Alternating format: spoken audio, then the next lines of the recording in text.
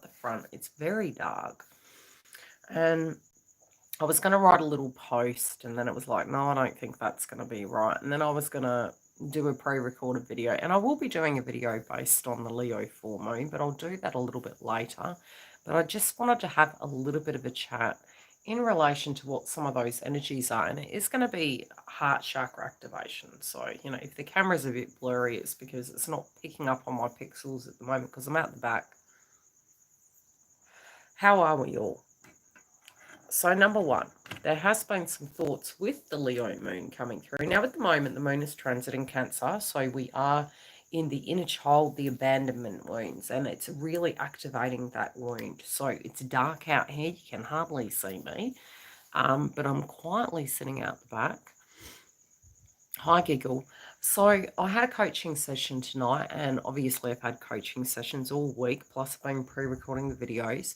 And with this heart chakra activation, some people can find this to be a little bit troubling, a little bit struggling. And the reason is because A, it's a full moon, B, it's Leo, and depending on where it lands in your chart, it can be a bit emotional. It's also, we can have a lot of fair base frequency. Now, we do have a lot of squares this week, and the squares can be almost feeling like there's no hope, feeling like there's no way we can have love. There's no way we can bridge the gap and actually have that interconnection with each other. And funny enough, we're here on Australia Day, which is the day that Australia, kind of found this country, theoretically. But for Australia, it's a very painful day, and it's collective energy. You can check the Schumann resonance and things like that. We're all interconnected. So there can be pain that is occurring across the world, and we're having that heart-centered energy. Now, we do at the moment have the moon transiting Cancer, so we can be looking at inner child wounds, nurturing, wanting to really heal those things, and not really understanding or wondering how we can actually do that. And sometimes it just takes a little bit of time. But it is to do with, it can be a bit of a purge. So, on the lower element of things, it's the pain that relates to love. It's the pain that relates to our connections, our safety, our strength, our ability to bounce back. So it can be quite projectile. On the next level, there are emotions coming up. And when we're ending one cycle and beginning a new one, it's like a rebirth and it's like a death of that energy. So you can be feeling a little bit to the point like all hope is lost. And it's not that all hope is lost. It's you're purging what didn't resonate with you. You're purging the attachment of it. And from a romantic point of view, I mean, we talk about this in Soul Path that 90% of the time you can be looking at your life and you can be saying to yourself, gee, everything's perfect but that one thing. And sometimes it can be family dynamics, sometimes it can be love. Horns, I think it's resonating. But yeah, it's really, in the spiritual paths, it's to do with that hopelessness and wondering if that's ever going to come about. And it is that it is going to come about, but the waiting, the frustration with the communication, the lack of communication and things to that degree, sometimes the distortion due to pain body experiences can really make you feel like it's never going to change. And the best advice I can give is always come to a space of love, but speak authentically. So when you do find that there's cross wires, over looking at your trigger inside that circumstance, when it does occur, get to a point that you can listen to what the other person is saying, and maybe don't take every word as gospel, because words come from an experience of previous pain.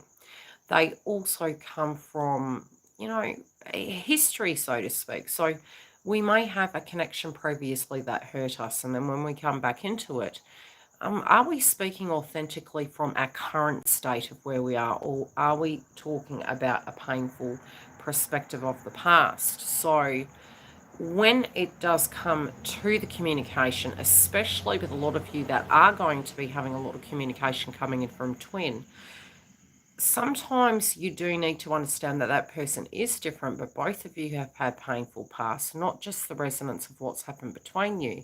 So initially the communication can feel a little bit like choppy, a little bit choppy. So try and have patience with it. I do feel a lot of you will be gaining communication in the coming days. And if you do need coaching on it and you do want that support, I'll come to you live. I've still got the videos to do, obviously.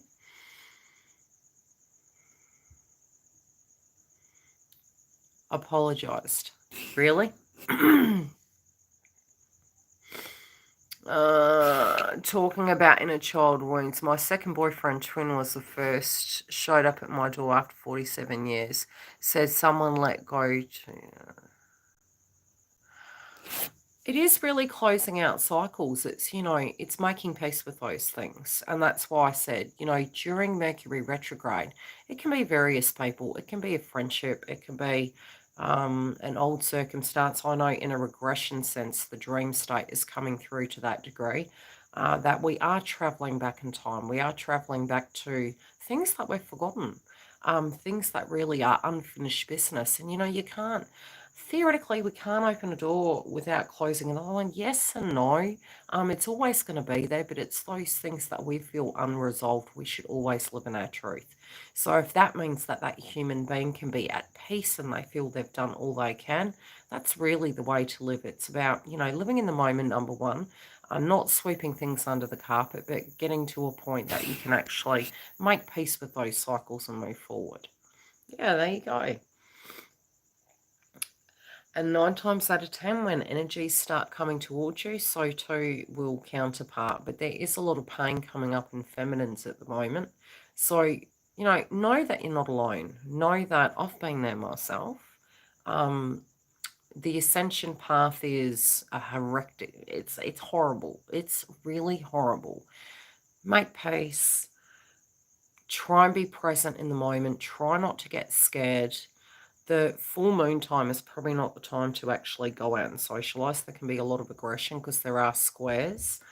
And have faith in this process, please. It is a temporary process at the moment with the transits that we're going through, but it can feel very testing. Now, Mercury retrograde is going to be kicking off as well.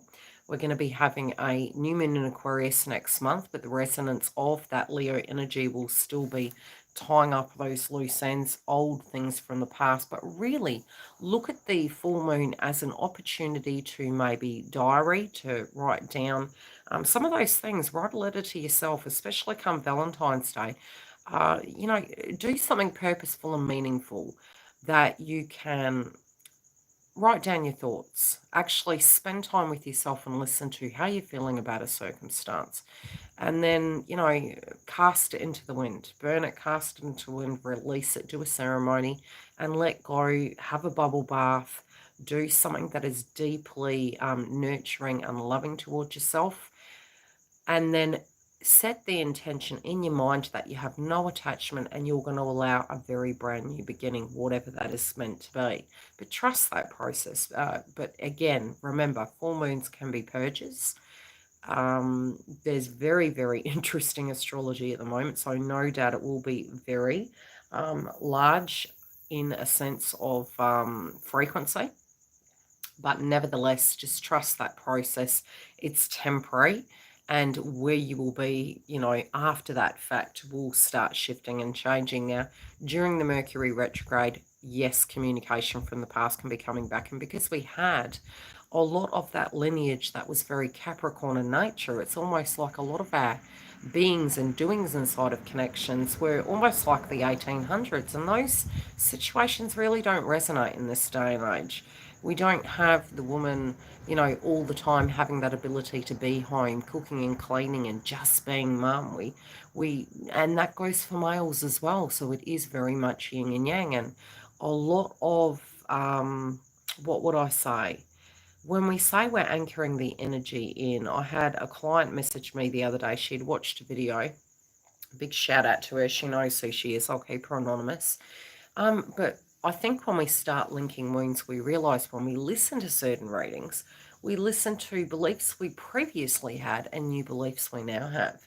And when we say we're anchoring the energy in for masculine, you've got to understand inside of your own energy, you're currently feminine's making peace with being a masculine. And so the bitterness can also be the pain that you've had to provide for yourself, that you've had to nurture yourself, feed yourself, fend for yourself, protect yourself. And there's a lot of pain relating to that. And there can be frustration that we haven't had that love and support, but it does go both ways.